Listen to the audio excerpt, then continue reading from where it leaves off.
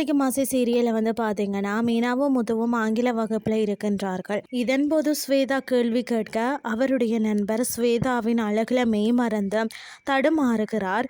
இதனால் முத்துவுக்கு சந்தேகம் வருகிறது. மேலும் அவர் ரெஜிஸ்டர் மேரேஜ் பண்ணுவதற்கு என்ன ப்ரொசீஜர் என்று விலாவாரியாக விசாரிக்கிறார். இதனை முத்து மீனாவிடம் கூறுகிறார். இன்னொரு பக்கம் மருத்துவமனையில் இருந்த ரேகா காணாமல் போனது தொடர்பாக போலீசார் விசாரணை மேற்கொள்கிறார்கள். இதன்போது அங்கு எடுக்கப்பட்ட சிசிடிவி காட்சிகளை சிந்தாமணியிடம் காட்டுகிறார்கள். அப்போது சிந்தாமணி அவர்கள் இருவரையும் கைது செய்யுமாறு கூறுகிறார். அந்த நேரத்தில் ரேகா அனுப்பிய வீடியோ ஒன்று வருகிறது. அதில் நான் சத்யாவை காதலிக்கிறேன், நீங்கள் கவுஸ் அரெஸ்ட் செய்ததால் தான் நான் வீட்டை விட்டு வெளியே வந்தேன், யார் மீதும் போலீஸ் கம்ப்ளைண்ட் கொடுத்தால் நான் நேரடியாகவே ஆஜராகுவேன் என்று அதிரடியாக கூறுகிறார். மேலும் நான் கூடிய விரைவில் சத்யாவை திருமணம் செய்ய உள்ளேன், திருமணம் செய்துவிட்டு உங்களை சந்திக்கிறேன் என்று கூறுகிறார். இதனை போலீசாரும் பார்த்து விடுகிறார்கள்.